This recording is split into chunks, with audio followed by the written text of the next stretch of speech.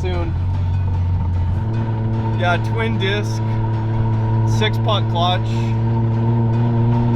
Yeah, this is gonna be a handful. And Jerry's dailying this right now. Jerry is dailying this right now. Oh my God.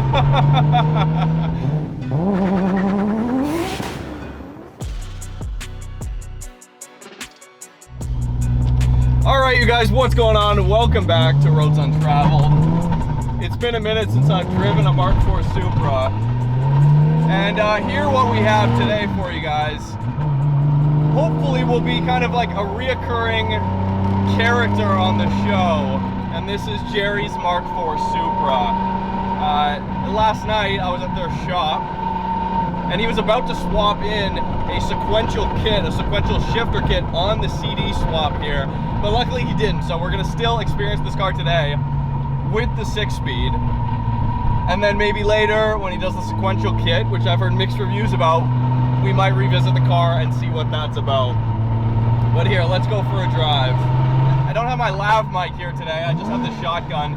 So you're gonna have to deal with slightly not great sound. But what we have here today is just a great example of a 2J Supra, of a turbo Mark IV Supra that has been built from humble beginnings. It's not a collector spec, low mileage, you know, $150,000 Mark IV Supra, because now, here in 2022, those do, unfortunately or fortunately, exist. What this is, began life as an NA automatic Mark IV and has been turned into, I mean, now here in the internet age, a fairly conservative 650 wheel horsepower 2JZ setup. So that's kind of fun. It's a pretty straight line car, although here today we're gonna find out if the tires will indeed hook up. We're running 255s currently in the rear end, so not optimal.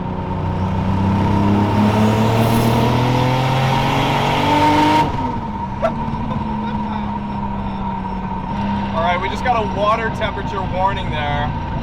It is like the first day of spring, the first actual warm day of spring, so that could have something to do with it. I don't know, you guys tell me, is 210 too hot for the water? Probably. We're at 206 right now. So it's got a precision turbo, 6765 ball bearing turbo on it. On a Microtech ECU, which, I don't know, you guys tell me, why are Microtech ECUs always basically just synonymous with RX-7s and rotaries? And either way,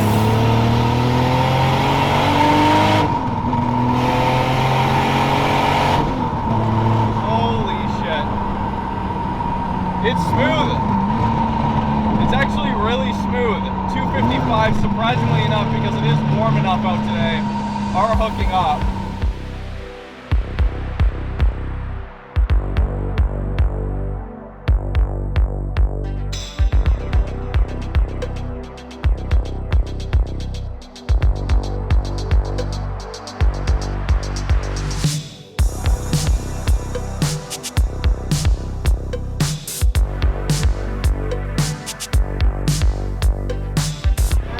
Got a 0.84 AR ratio on the turbo, and that combined with a pretty much stock bottom end. It is a factory bottom end 2JZ.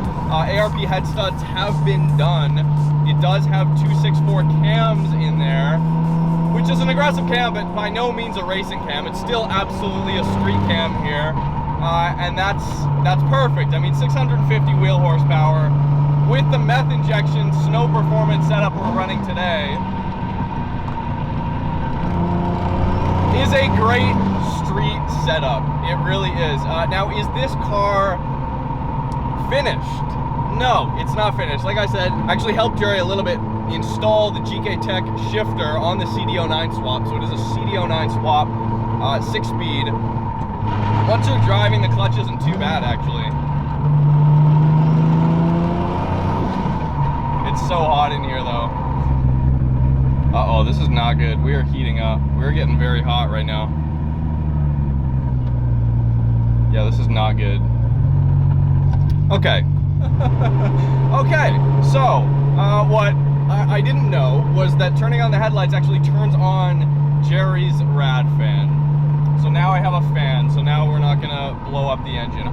It may have been too late. We were well over 220 degrees.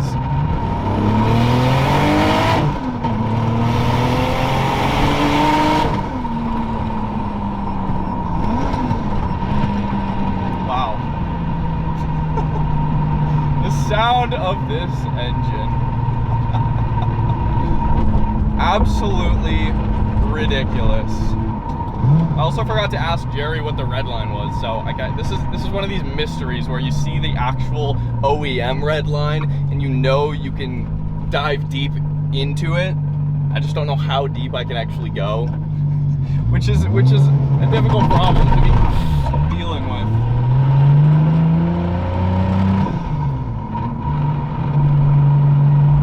We're gonna do like a second gear roll on here, see what we can have happen.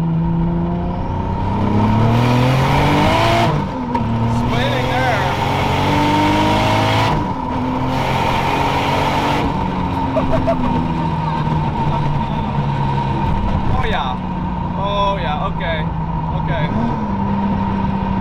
Yeah, that's the funny thing.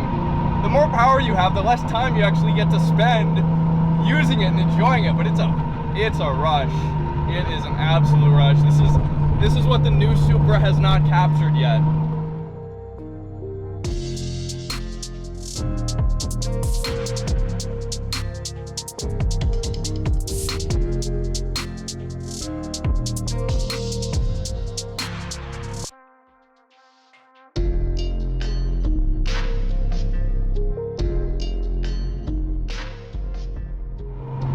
Supras generally have, and Toyota products in general, have better build quality than Nissan products. This is what I found. I own a Skyline R34 GTT, and this is what I found for the most part.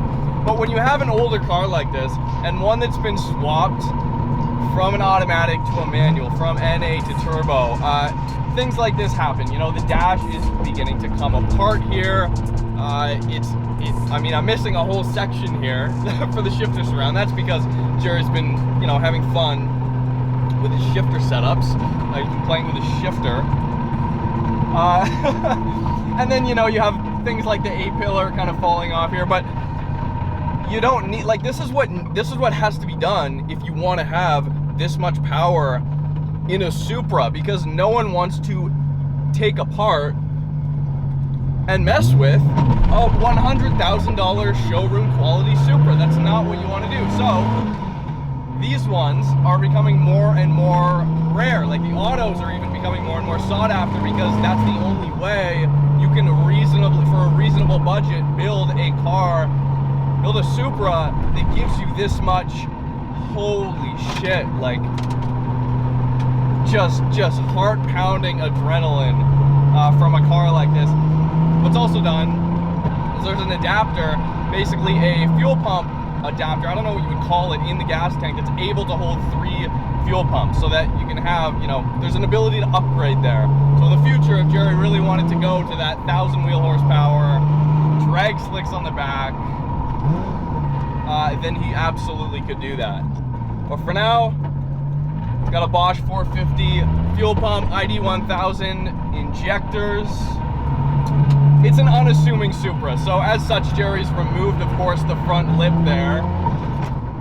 And it doesn't have a front lip. Of course, it has a TRD wing on the back, which is, of course, the best wing for any Toyota Supra. He's also gone ahead and put up this heads-up display. This is an aftermarket heads-up display that you guys can see here. It actually comes incredibly handy, especially because what you don't want to do at 150 miles an hour, let's say, is take your eyes off the road for longer than 2 seconds. That is absolutely not something that you want to have happen. You don't want to have to look down for anything. Now, ironically, the opposite vein of this, he's got a triple gauge pod where the airbag should be, the airbag delete mod, I guess, Jerry, if you want to speak to that, airbag delete mod, there's your gauges over there. So, not really stealthy, and you do have to look way over there, but that's the less important stuff. We do have, of course, water temp, as we figured out, very important. boost and meth injection over around here. It actually rides pretty nice. It rides very nice. There hasn't been that like real like frightening, oh, the car's digging now, and then when I shift, the weight transfers so much that it's actually like, it gets squirrely when you get back on power. And I'm surprised 255's hooking up with this amount of power is incredibly surprising. So it also has a CAS two-way diff in the back, but because of course this started out as an NA automatic, the gear ratio, the gearing in the back's different, of course, from an RZ, like a turbo model, to the NA model. So what's been done here is running a 3.26 in the rear end. You want to have a good middle ground between running out of gearing and topping out at 140 miles an hour and being in a gear for way too long and not shifting enough, because shifting in itself is of course fun. So I've had people ask me in the past, like, hey Marcus, why are you doing new car reviews? Are people paying you for new car reviews? Nobody's ever paid me for a car review, ever, period. That has not happened once. I do new cars, I drive new cars and do reviews on them. That's nothing new. I've been doing that since, you know, for the last 5 or 6 years since we started the channel. You know, obviously erring towards the modified side, but what I love about it now and getting behind new AMG products, the M products, the new Supra, for instance, is it gives me such a good comparison, and I have to like go back and recalibrate myself back into my 90s heroes multiple times, because I don't own, like, I have an R34 GTT, but it's not manual swap yet, so I have to go back to like check in almost and be like, hey, do they still live up to what was happening 5 years ago when 700 wheel horsepower was insane, when 1,000 wheel horsepower for a street car was just blowing up the internet? That's not the case. But driving this car, 600 wheel horsepower is like, I kind of want more. And 2 years ago, if you had asked me that, I would have said 700 wheel horsepower is like the max that you need for a street car. I'm not so sure now. The new M8 Competition, for instance, by BMW. I drove that, and that is one of the most insane four-door sedans I've ever driven. New M5 as well, right? 600 plus horsepower, just so incredibly easy to go fast. And yes, the Mark IV Supra here makes you work a little bit more for your speed. And it's definitely more raw, and it takes more work and concentration, focus. But the new cars have helped in pushing the boundaries to what is normal, quote unquote, for these 90s legends, and the 2Js and the RBs and the SRs, you know. Like, I can't name another car where you can get this experience from. You can't get that from any other car. Open wastegate, of course.